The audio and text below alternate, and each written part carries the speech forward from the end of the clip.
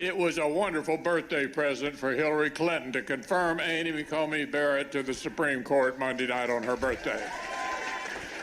Oh, I'm sure she was so grateful. Cocaine Mitch letting Hillary know, throwing a brushback pitch to Hillary there, letting her know, that's right. Still not President Hillary. I like when Mitch gets a little feisty. I like when Mitch decides to let it rip a bit. Friends, the only way we get justice, the only way we get to a place here where there's accountability for all the lies that have been told in the media is if we win. We won with Amy Coney Barrett, and we need to win both the presidency and the Senate majority. Need to keep it. Or else it's going to be a tough 4 years. I'm not going to lie to you. It's going to be rough. It's not going to go the way it should for this country right now. And it's in part because the elites are entirely unrepentant about any of this. Even Bernie Sanders out there, who's worth a few $1 million himself, he's admitting that, yeah, you know what? The Democrat Party is the party of coastal elites. Play two. You're making a very important point that is not made often enough, to be honest with you. And that is, I think it is fair to say that in many ways, the Democratic Party has become a party of the coastal elites, folks who have a lot of money, upper middle class people, who are good people, who believe in social justice in many respects. But I think for many, many years, the Democratic Party has not paid the kind of attention to working class needs that they should have. See, the Democrat Party is controlled by people who don't care about working class people, aren't working class people, and want to do whatever they can to make sure that they don't suffer from any of the social maladies that they inflict on working class people, whether it's through defunding the police or unrestricted illegal immigration or all these different things. They want to make sure that they get to live in very wealthy enclaves, watch CNN or MSNBC at night, and think that they're good people because they care so much about the poor people. And they've just convinced the poor people, the people who are low wage or low income or whatever the preferred nomenclature is of the moment, they want to convince people that are in the struggle. Let's say that. I say that respectfully. People that are struggling to make it happen, make it all come together.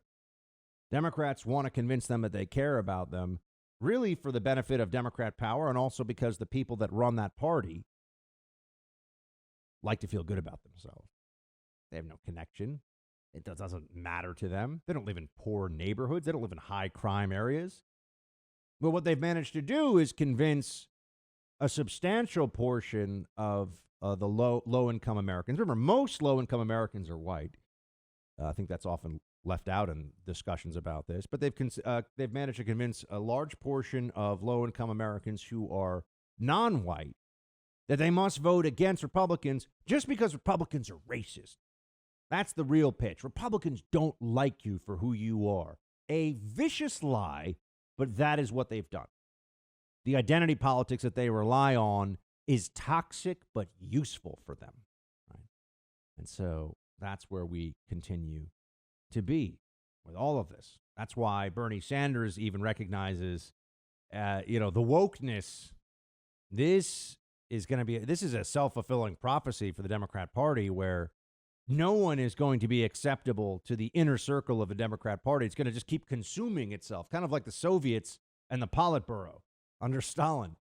No one is going to be left-wing enough if they get their way, and so they're just going to go through these constant spasms, these moments of panic.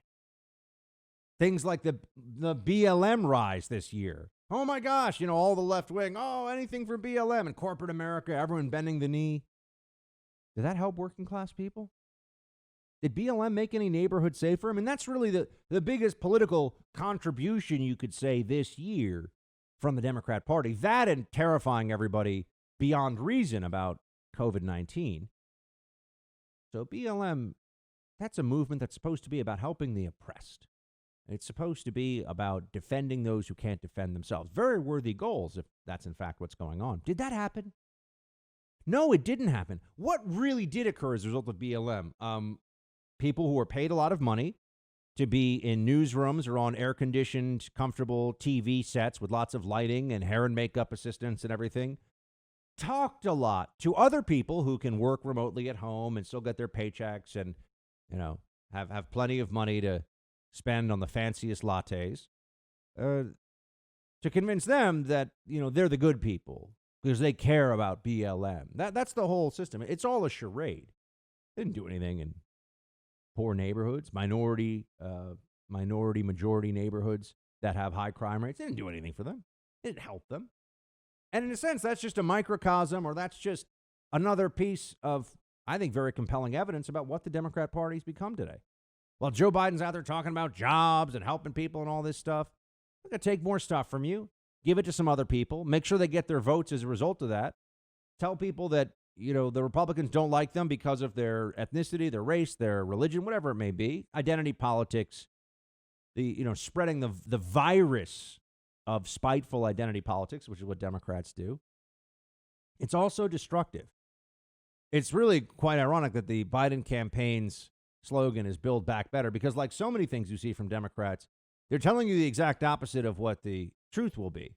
They're not going to build back better. They're just going to take more from you and give it to other people and then make sure that they get their vote in the process. And that's all that matters. And not even make their lives better. Hey, Team Buck, thank you so much for watching The First on YouTube. If you like this video, please click that little thumbs up button so then it will log as liked. And also, if you want to see more great content from The First, please click subscribe.